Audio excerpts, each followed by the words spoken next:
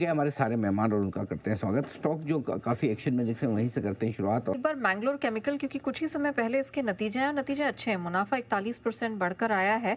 कामकाजी मुनाफा भी 5% बढ़ा है। मार्जिन हल्का सा आप कह सकते हैं बिल्कुल सपाट ही रहा है। सचिन जी हमारे साथ हैं। Sachin ji good afternoon. Mangalore chemical जरा राय दें, क्योंकि नंबर्स के बाद स्टॉक 3.5-4% मजबूत है।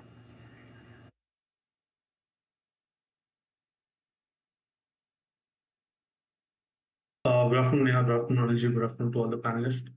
यहाँ पर मैंगलोर केमिकल का चार्ट्स मेरे पास अवेलेबल नहीं है। I am really sorry on that. No worries, इस पर हम दूसरे एक्सपर्ट से भी राय लेंगे। लेकिन कोफोर्ज आईटी स्पेस में तो हमने देखा कि टीसीएस ने मूड खराब करने का काम किया, लेकिन कोफोर्ज में दिन भर स्ट्रेंथ के साथ ट्रेड हो रहा है। सचिन जी कोफोर्ज पर राय दें। नेहा जी, डिस्क्लोज होगा कि हमने हमारे क्लाइंट्स को भी यहाँ पर रिकमेंडेशन दी है। जिस तरीके से स्ट्रक्चर है, एक अच्छे पुल बैक रैली में है ये।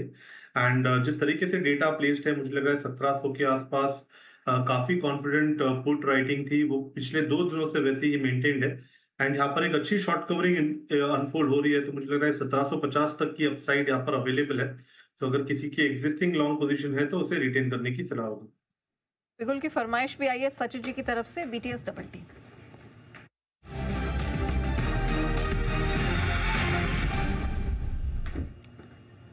बताएं सचिन जी।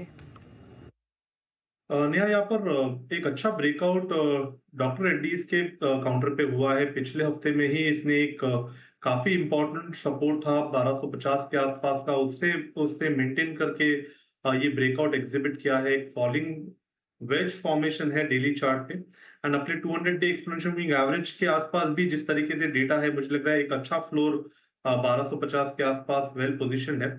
तो यहाँ से मुझे लग रहा है मोमेंटम के लिहाज से एक इमीडिएट स्विंग हो सकता है 1330 तक का। पोजिशनली अगर हम इस पर्टिकुलर पैटर्न का टारगेट देखें तो लगभग अराउंड 1360 के आसपास की प्लेसमेंट है। तो यहाँ पर डॉक्टर रेड्डीज में खरीदारी करने की सलाह होगी। स्टॉप लॉस थोड़ा सा छोटा ही लगाना है। जिस तरीके से मार्केट में वोलेटिलिटी है, मुझे लग रहा है 1265 के स्टॉप लॉस के साथ यहाँ पर फ्रेश लॉन्ग पोजीशंस ऐड करनी चाहिए। ट्रेडिंग टारगेट होगा अराउंड 1330 का। सेकंड टारगेट लगभग अराउंड 1360 के आसपास प्लेस्ड है।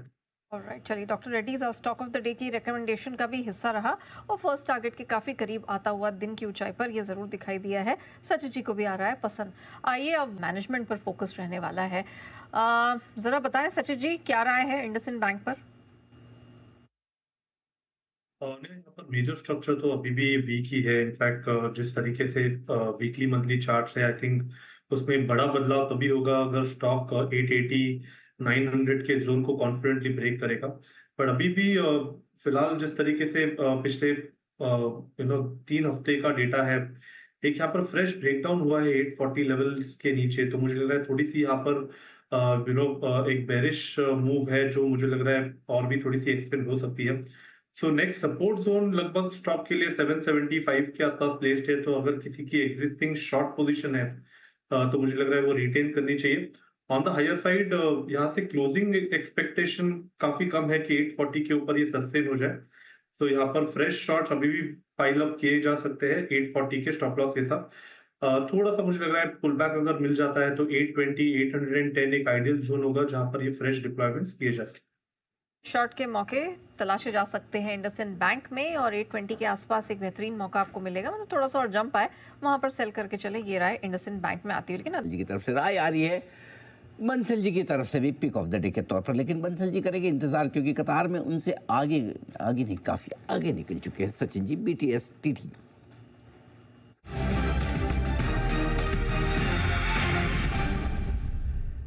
सचिन जी बताएं sir. Thank you Anil ji. यहाँ पर हीरो मोटोकॉर्प में एक शानदार तेजी है। इनफैक्ट इसने अपने प्रीवियस डे स्विंग लो को भी नहीं तोड़ा था, एंड वही से एक engulfing bullish kind of structure बन चुका है डेली चार्ट पे। जिस तरीके से डेटा फिलहाल प्लेस्ड है 4200 के आसपास का सपोर्ट थोड़ा सा कॉन्फिडेंट नजर आ रहा है। एंड मुझे लग रहा है इसके वजह से एक अच्छा रिबाउंड यहाँ पर अनफोल्ड हो रहा है। तो यहाँ पर मोमेंटम चेस करने की सलाह होगी। मुझे लग रहा है लगभग अराउंड 4400 तक की जगह यहाँ पर अवेलेबल है। स्टॉप लॉस आप थोड़ा सा छोटा रखे, मुझे लग रहा है 4255 पे ही प्लेस किया जा सकता है। एंड यहाँ पर फ्रेश लॉन्ग पोजीशन और ऐड करने की सलाह होगी 4400 के टारगेट के लिए हीरो मोटोकॉर्प के फ्यूचर्स में। ओके, हीरो मोटोकॉर्प 4,300 पे खरीदे, 4,400 का लगाएं टारगेट और स्टॉप लॉस छोटा सा 4,255 पर लगा लेना रहेगा उचित। राय खरीदारी की आपके लिए। वक्त पे जरा फोकस करते हैं उज्जीवन स्मॉल फाइनेंस, इसमें कुछ अच्छी स्ट्रेंथ जरूर बनते हुए हमने देखी है। सचिन जी, आप ट्रैक करते हैं उज्जीवन स्मॉल फाइनेंस, इस पे राय दे पाएंगे? नेहा जी, मुझे लगा यहाँ पर मेजर स्ट्रक्चर थोड़ा सा ऑन द बुलिश साइड जरूर है, बट हाल फिलहाल में जो करेक्शन मिला है मुझे लग रहा है यहाँ पर एक रिवर्सल की कंफर्मेशन की जरूरत है। अगर हम सपोर्ट्स के बारे में बात करें तो 42 जहां पर इसका 200 डे एक्सपोनेंशियल मूविंग एवरेज है, मुझे लग रहा है एक आइडियल सपोर्ट जोन बन सकता है, बट यहाँ पर रिवर्सल बनना चाहिए। तो फिलहाल अगर किसी की एग्जिस्टिंग लॉन्ग पोजीशन है तो उसे रिटेन करने की ही सलाह होगी। स्टॉप लॉस आपको 4150 पे लगाना चाहिए ऑन क्लोजिंग बेसिस, एंड अगर रिवर्सल बनता है तो 46 47 के आसपास के स्विंग काफी स्विफ्टली कवर होने चाहिए, तो वो पहले संकेत होंगे ट्रेंड के कंफर्मेशन का। तो यहाँ पर अगर किसी की एग्जिस्टिंग लॉन्ग पोजीशन है तो रिटेन करने की सलाह होगी 4150 के स्टॉप लॉस के साथ। ओके, 41.50 पैसे के स्टॉप लॉस से उज्जीवन को आप होल्ड करें। आइए, 156 पॉइंट नीचे निफ्टी बंद हो रहा है और 444 अंक नीचे बैंक निफ्टी 56,085 के करीब। इसी के साथ फाइनल ट्रेड के सभी मेहमानों से हम लेंगे विदा। Ashu sir, Kunal ji, Rakesh ji, thank you so much आज हमारे साथ फाइनल ट्रेड का हिस्सा बनने के लिए और खास अपनी स्ट्रैटेजीज सुझाने के लिए। सचिन जी, सुमित जी और सिडानी जी, आपका भी बहुत बहुत धन्यवाद।